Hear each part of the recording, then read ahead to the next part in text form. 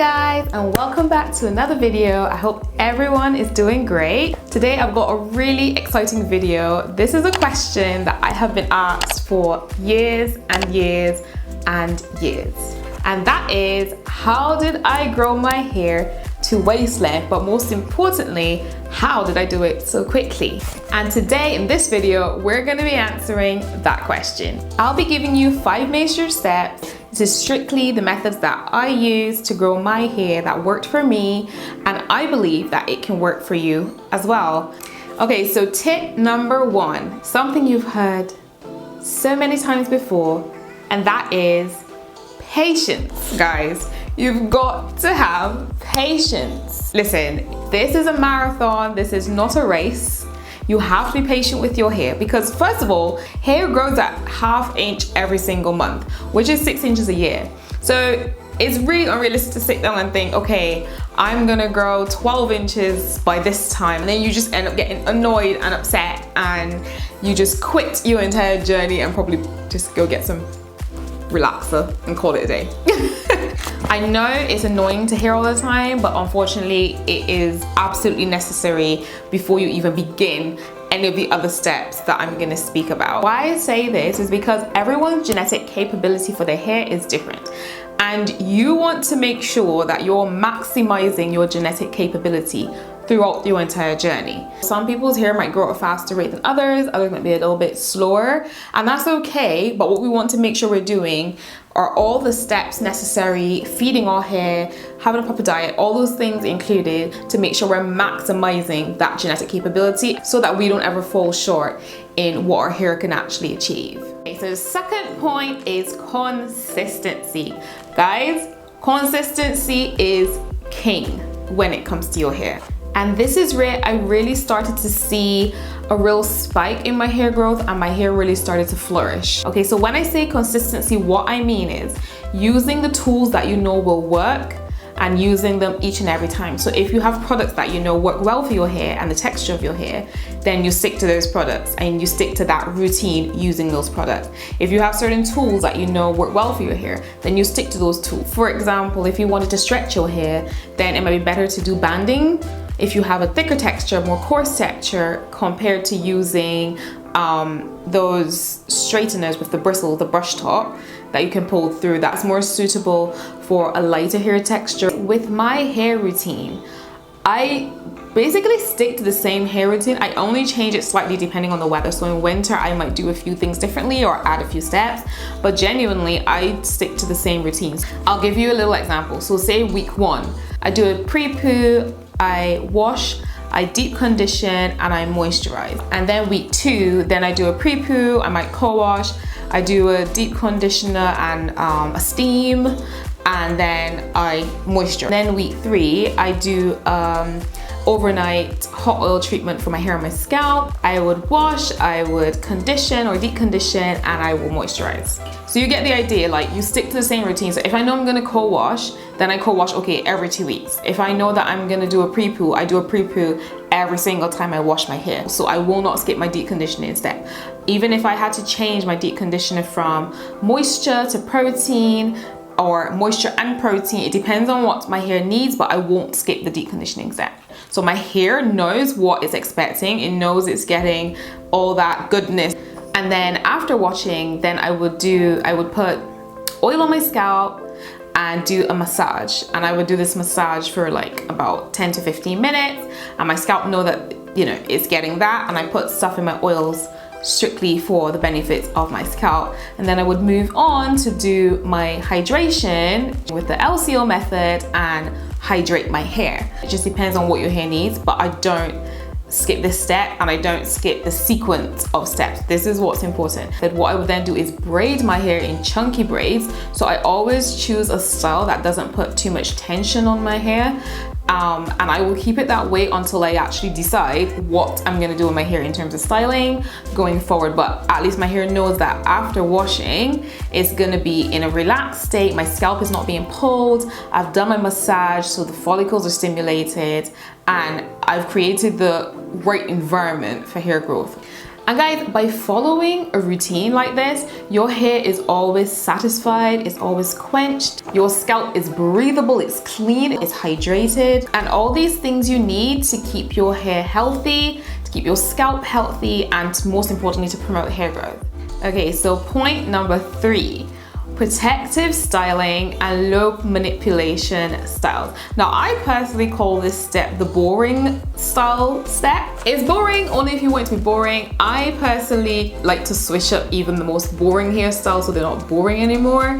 However, guys, this step is very, very important. This is one that we hear very often, like protective styling, low manipulation styles, but this topic is actually really, really broad. But the important key point to take away is concentrate on styles that don't put too much tension on your scalp or on your hair. You don't want to cause breakage and you don't want to pull your hair out of the follicles from your scalp. You know, that's just an injustice and it's going against what you're even trying to do. Some high tension hairstyles might be braids, unfortunately. Some might be weaves, depending on how they're done. Now, all these things can actually be low tension as well. However, it's important that you make sure you don't plait your hair too tight, guys, when you're using the braids. Obviously, make sure you're not pulling on the hair too tight, or make sure your stylist knows not to pull too tight. Maybe go for braids that aren't as heavy as others. Maybe consider the length of the braid as well. But it's important to not put tension on your scalp. When you're having your weaves done, make sure that when you're plaiting your hair, that the hair is not pulling, you don't have a headache. Like, guys, really don't need to have a headache to have a nice hairstyle. You really don't need to do that, and you don't need to sacrifice the health of your scalp, the health of your hair to have a cute hairstyle. You really don't. Then you hear people saying, oh, my hair is not growing. I don't understand why my hair is not growing. And it's all these things compounded on top of one another. Your hair is probably too tight. Your hair is probably pulling too much on the follicle. Your scalp is probably suffering because it is under so much tension. You know what is honestly so gruesome? When you see someone's hair plait tight and the scalp has moved, like the scalp, like bubbles. Do you know what I mean, guys? Like, it literally has a little bubble. Like, if the person's scalp is not tight, like, it literally look like it's moved, like warped. I don't know how to explain it. I've seen that and it literally just grows my skin and I'm like, why would you do that to yourself? You can do mini twists, you can do braided hairstyles. There's just so much you can do. I personally do sew-ins. I don't wear braids a lot, but I do sew-ins, and my hair is never sacrificed as a result of doing any sewing. But you need to make sure that your stylist understands. We don't want that at the end of your braids, at the end of your weave, when you take your weave out, all your hair is falling out, it's on the floor, and it's literally just being swept away, all that good hair on the floor. No, it needs to be on your head, guys. It's also important to concentrate on styles that will allow you to access your scalp and access your hair. So you can get in there to moisturize your scalp, hydrate your scalp, potentially start to try to clean your scalp as well, and also be able to moisturize and hydrate your hair under these hairstyles. For example, if I need to really get into my sewing and I need to re-moisturize my scalp, to do an oil massage, I can easily do that, guys. I can literally put my hands through based on how my hair has been sewed in, and I can do that if I want to. And my hair is not slack, it's not done badly, and it's just how the sewing has been done. So just make sure that you're practicing healthy hair habits while you're doing these styles. If you're doing this correctly, guys, remember, protective styling with low manipulation will get you'll get longer moisture retention, you'll get less tangling, less time actually having to use hair tools, and overall the opportunities for breakage are less. This is what you want, and in the end you only result with longer hair, so your length retention is booming and your hair and scalp are healthy. Next step, guys, is to concentrate on the lower half of your hair. Everyone usually says the ends, but I go a bit further and I say the lower half of your hair, because you don't just want to concentrate when it gets to the end. Like, you want to concentrate on everything above that as well, because that's still technically considered an older part of your hair. Automatically, because they're older, they're more vulnerable. So you want to concentrate, guys, on moisture, and strengthening treatments. So get those protein treatments in, get those moisture treatments in, and that comes from your deep conditioning. And make sure that you're sealing in that moisture. That is important, guys. You can moisturize, you can do protein, but make sure when you're done, you are sealing in that moisture with a nice, healthy, rich butter. I generally make my own butter, so I would use something like shea butter, or I would use mango butter. I have a video on that coming soon. If you guys are interested, just leave a comment below and I'll give you that recipe. I just concentrate that butter on my hair ends 100%. Now, grease will also work, but just be careful with grease because it does have a lot of harmful ingredients in it. Just make sure you read your grease ingredients. Make sure you get something, maybe that's beeswax based. Just make sure that you're putting healthy ingredients in your hair and you know and understand the labeling on these products. So guys, if this is something you'd be interested in, let me know and I can put a recipe video up on how I make this hair butter. It's actually amazing, it's divine. My hair is always moisturized, hydrated. Right now I haven't moisturized my hair since it's been washed, which was almost like a week ago, and my hair is still hydrated. This is what will help you retain length. Whenever our hair appears to not be growing, it's because we are not retaining length. Retaining length literally is how your hair, you will see your hair start to grow. So we need to make sure that we're maximizing our length retention. If we're not doing that, you're not seeing any length retention, it means your hair must be breaking or it's falling out, and then that's another story which we would have to assess. Okay guys, so my last point is diet. Now I'm really strict on my diet when it comes to my hair. Guys, you have to get in those vitamins. You have to make sure that you're eating what you need to eat. Okay? Everything else goes on top of that. You want to make sure that your insides are healthy because it will radiate onto your outside.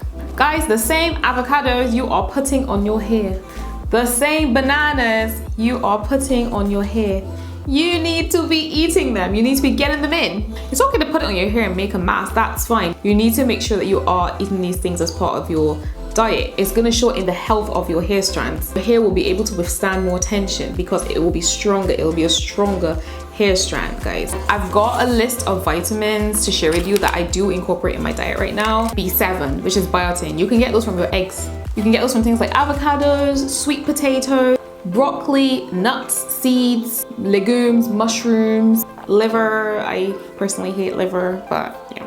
There are lots of other things you can have. All these things will get in that B7 to strengthen the hair follicle. Next, we have vitamin B3, and this improves blood circulation to your scalp. So you can get this from things like liver, once again, tuna, chicken breast, turkey, salmon, ground beef, even like peanuts, avocados, brown rice, and sweet potatoes. And these are all things that I'm sure we have around our house. Guys, get them in your diet. Get them in your diet. Okay, next we got vitamin A, and this is necessary for sebum production, which is also necessary for the growth of your hair. Get it from milk, you can get it from eggs, dairy, omega oil, kale, and spinach.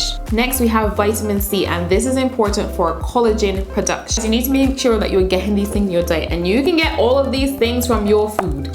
You do not need to go out, guys, to the shops and get a vitamin in a bottle. You do not need to do that. If you're doing all this stuff and you still feel like you need more, okay, that's fine. But if you're not eating these things right now, then get cracking. Get cracking, guys. Guys, I cannot stress enough how you need to be eating these foods. You need to add them to your diet. Actually, do you know what? I am going to dedicate a whole video to the best vitamins, the best diet that you need for the growth of your hair. If you're interested in that, just put that in the comments below and I will 100% make that video for you. Leave a like as well so that I know that this is something that you'd be interested in and something that you'd like to watch. But yes, guys, that brings us to the end of the video. This is in a nutshell version of how I grew my hair to waist length. You just stick to this routine and I promise you, your hair will grow, guys. You will have lush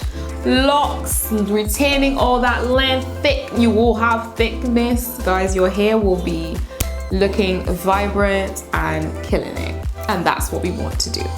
So guys, that brings us to the end of this video. I really hope that you liked it. I really hope you enjoyed it. I hope you took everything, all the knowledge that I shared on what I did. I hope it will help you. I hope it will benefit you to grow your hair more.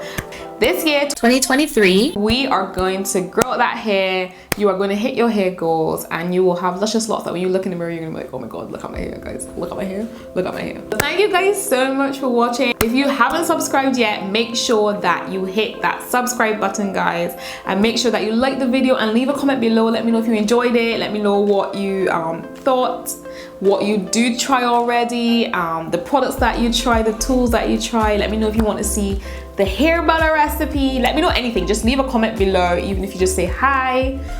I love to see everyone's comments at the end of the video. So thank you guys so much for watching. Love you all, and I'll see you in the next one. Bye.